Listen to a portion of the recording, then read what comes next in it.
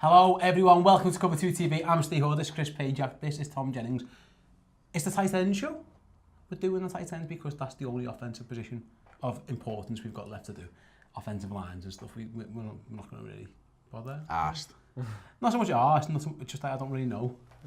It's very difficult unless you play it. I think that's the only way you can actually know, isn't it? And if you spend a lot of time studying it, so we're not going to do that. But we are going to talk about tight ends. I say, if you go back through the old archives, you'll see the quarterback show, the running back show, and the wide receiver show. They were all excellent. I can assure you.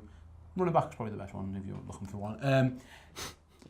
Tight end show. I don't know. Just saying things, aren't I? Okay, just saying words. Let's just do to it. A camera. Yeah. Just saying words to a camera, Chris. Tight ends, then, as always, we've been starting by ranking our favourite players at certain positions. That's how we've done this. So, in time-honoured fashion, Geno, can I have your top 5 tight ends in the NFL, please, sir? Yeah, so a 5 went Evan Engram, Okay. a 4 went Delaney Walker, 3 Zach Ertz, 2 Kelce, 1 Gronk. Go on. I think it's really difficult to rank tight ends, but, you know, Rudolph. Yeah. And that was a really, really poor attempt at that Twitter joke that's been going around. No, I think it is Delaney Walker, number 5. I think it's Kyle Rudolph, number 4. I think number 3, who did I have down there? Zach Ertz, number 2, Kelce, number 1, Gronk. Yeah, the issue I've got with this is that a lot of the good ones are really injury prone. So if Jordan Reed and Tyler Eifert, if you could trust them, they would be in this top 5 for sure. But just because they're always injured, I still think I'd have Jordan Reed at 5 just because of how talented he is. I went Hunter Henry at 4, but unfortunately he's just on his knee, so that's what it is. Ertz 3, and then Kelce and Gronk. I think we all agree on those. But it does seem, Chris, that more than a lot of positions, this is one position where a lot of the best players are injury prone. So Jordan Reed and Tyler Eifert, Gronk's had his injuries, Travis Kelce's had his injuries, Hunter Henry, like we've just mentioned, was on an emerging path. He got injured on the first day of OTAs, I think. It's like, I don't know if it's just a size and speed thing where they're just big guys who just keep getting injured, but this is one position where the injury book seems to bite almost every single year.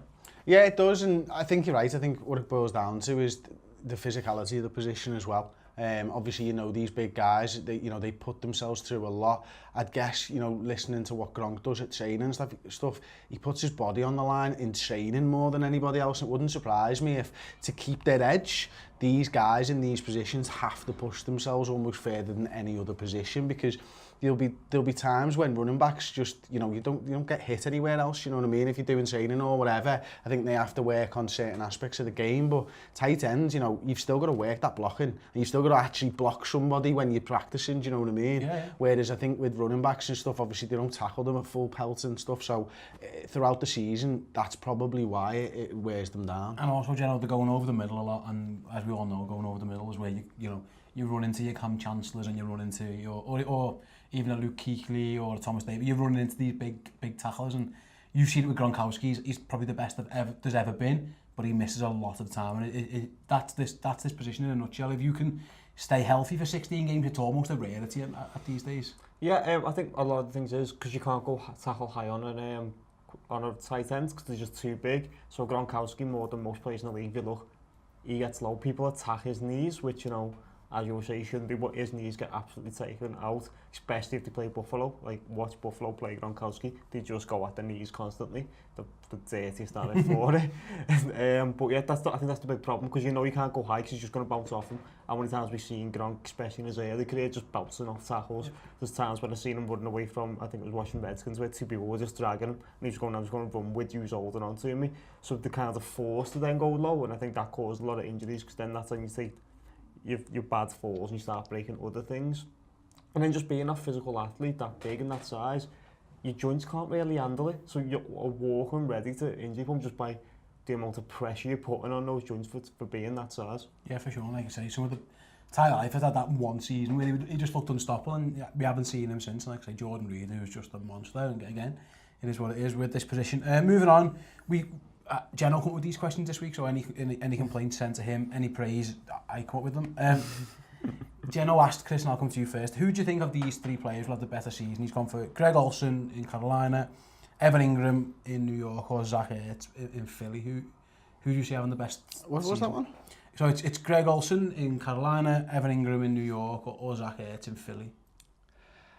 I'd always like to go with the older guys, so I'll probably go Greg Olsen on that one. I think he's probably still their number one target. I think that's it, what it boils down to. I think, you know, if it wasn't for that bad injury last season, he'd put up another 1,000-yard season. So I've got to look at Greg Olsen and think he's going to bounce back. He's going to have that, from being on the sidelines as well, he's going to have a little bit more about him, and he knows a little bit more about how people scheme for tight ends and stuff, and I wonder whether that will actually improve his game a little bit, but it's whether his body holds up to it again, doesn't it? Yeah, that's the only thing. I think it's Olsen as well, if healthy. Just he's Cam's main target, and we know Cam's like they're a run first team, and then it's Olsen down the seam, and it's there all the time for them. So I'm with you. If again it's another one who we spoke about injuries, he's another top player who got injured. That was his first major injury though. Olsen, he's a bit of a workhorse. Yeah, he's been really good up to that point. But I think it was a foot injury, and foot injuries are scary because they don't ever heal. Trust me, as a guy with a foot injury, they're never right, and that is a concern. Like someone like Julio Jones has had foot injuries forever now, and it always creeps up, and that's the only issue. But do you know who are you going for? I'm going for Zach Ertz. I think the run pass option that the Philly run, in with the late breakout, I think it's very hard to stop, and I think you're looking at he had the most yards last season. I think he's going to continue on that path. I just think Carson Wentz, when he's running about a bit, you're just looking for your big fella, and Carson Wentz is more likely to find a big fella than Cam Newton. Yeah, maybe so. It's the only, again, it was a weapons thing. Like I think Evan Ingram's really good, but we're going to see a lot of Saquon Barkley, like we spoke about a couple of weeks ago. Odell Beckham is going to demand the ball, and he's going to have a bitch fit if he doesn't get it.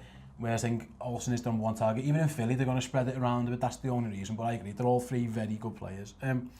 Last season, Jimmy Graham scored 10 touchdowns. He led the league in terms of tight ends touchdowns. Which tight end in the league do you think will have the most touchdowns? Jimmy Graham again. I hope so. I think, you know, it friggin' scares the life out of me, Aaron Rodgers throwing to him.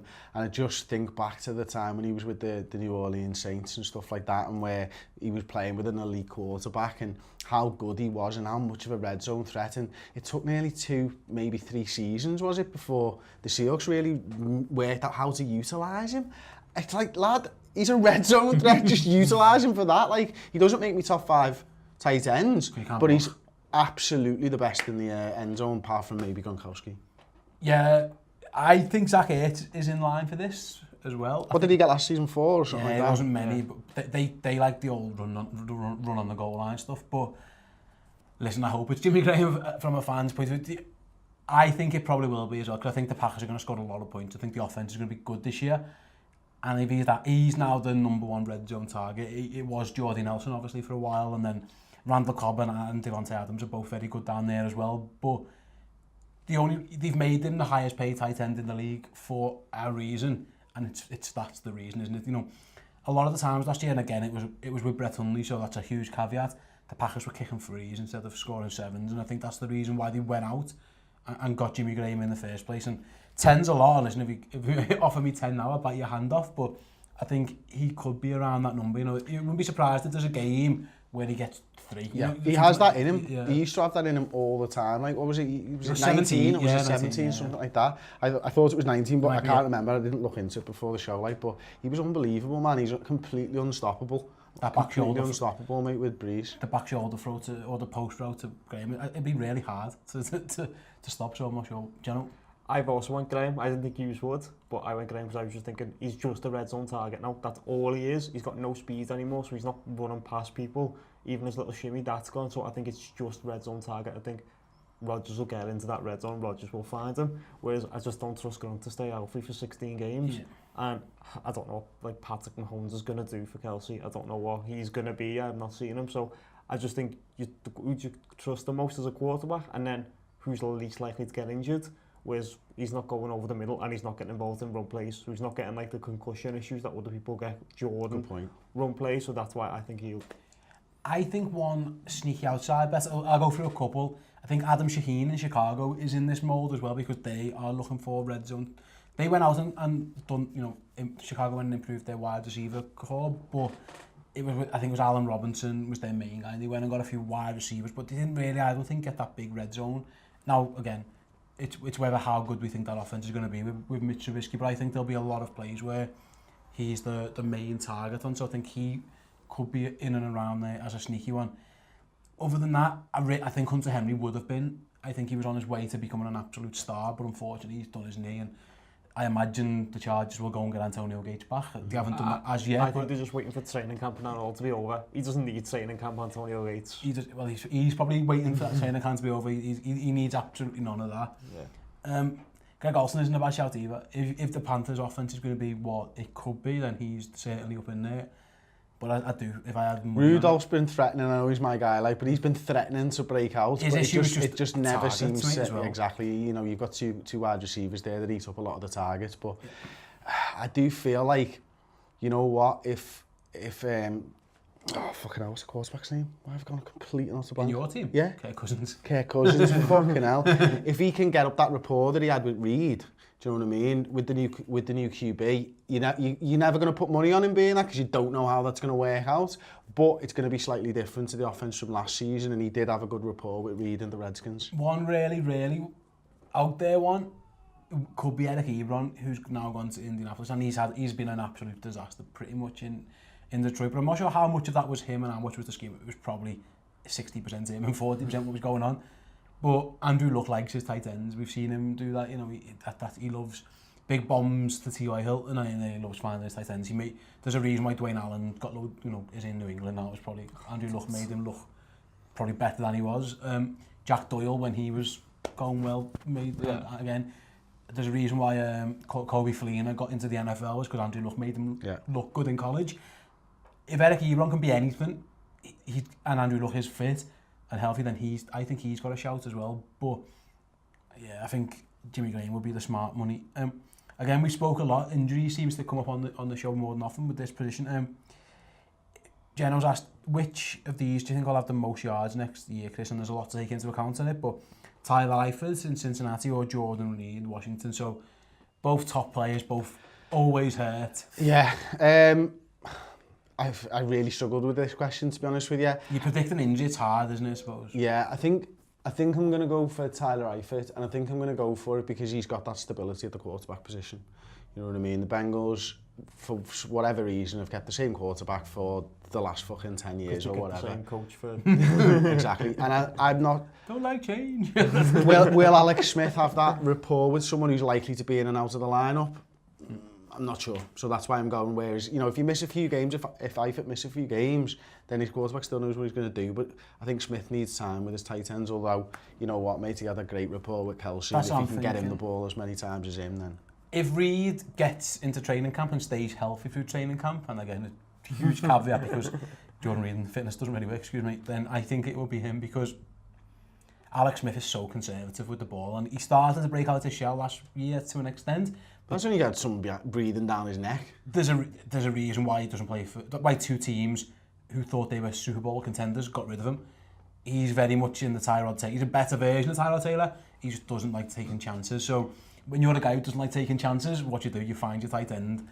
And to be fair, Jordan Reed is probably better with the ball in his hand than Tyler Eifert is as well. So I think I'll go Reed, but again, it's I think Eifert's a star when he's healthy, but he just hasn't ever shown it. I also think Smith's a better quarterback than Dalton, so all in all, I'm going to go Jordan Reed.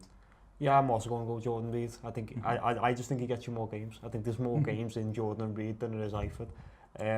Again, Smith loves his tight ends. That's what my thinking is.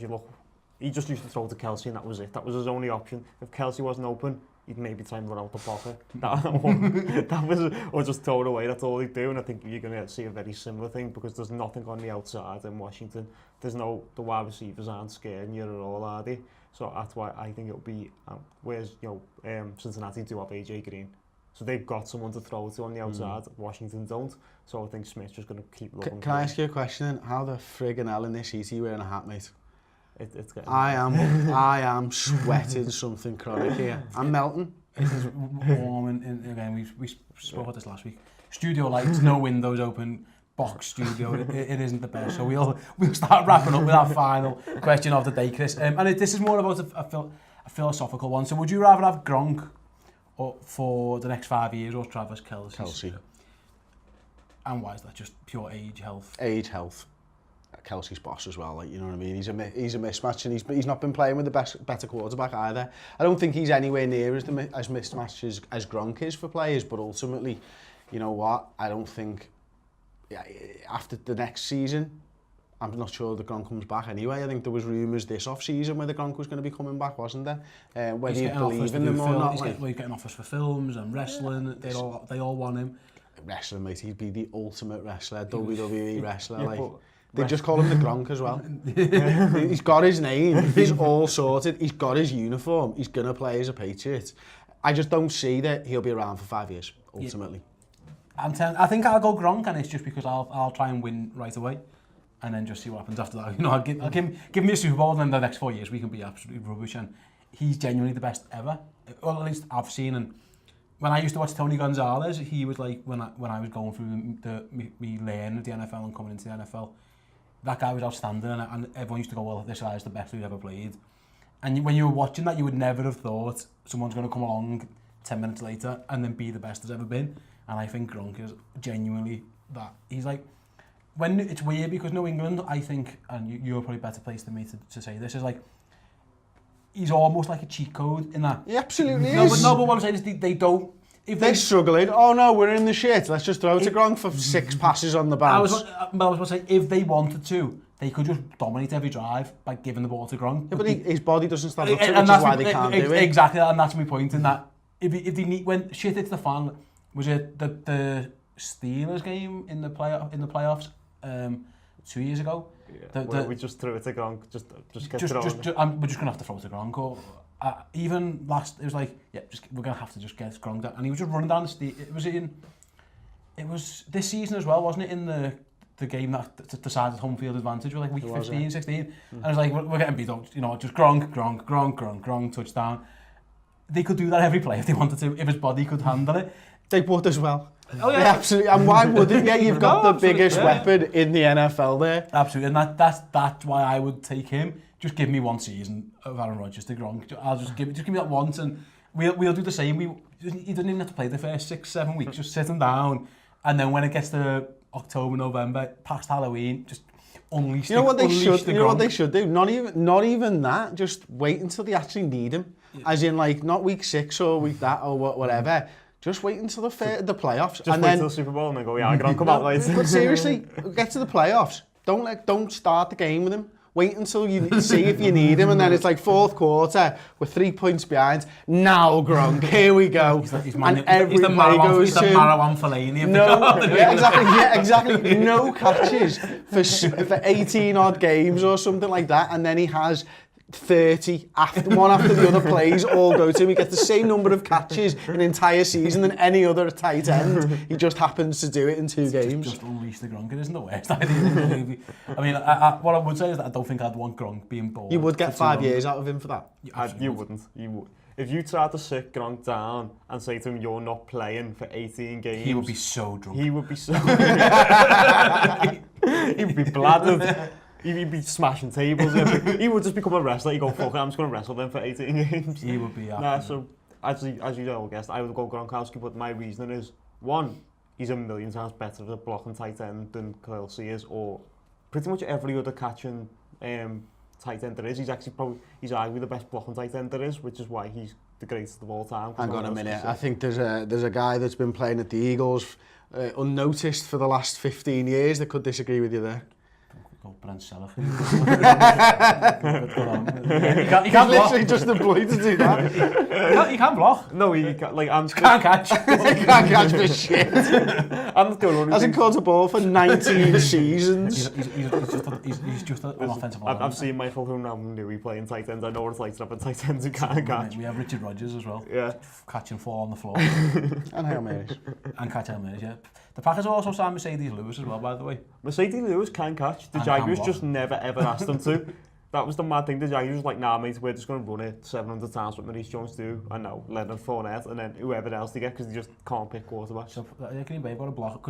I think someone there shouted, like, you know the way in football you can shout 2 touches, no overhead? I think someone sold the Jaguars that that's the rules, and they don't actually know that they are allowed to throw the ball. You cannot throw to one tight end if you're not allowed. So I think they realised that Jimmy Graham cannot block. So then they went and got someone who can do a little bit as well. But yeah, it's hard to say that. I love Kelce, and I wouldn't be surprised, like you say, if Brady and Gronk just walked away at the same time next year. It genuinely wouldn't be a huge shock. and then Kelce becomes the de facto number one. I would be shocked if Gronk walks away. I think Gronk's just talking about wanting to retire to get a new contract. Gronk's like the one most underpaid tight ends there is, because obviously if you sign your contract first, by the time your contract's running out, you're massively underpaid, because that's how the market works. So I think he's just making that noise to try and say, pay me a few more quid. I don't know, I'm seeing launch star XFL 2020 Gronk. It's got it all over it, mate. No, yeah. It's the revolution. It is.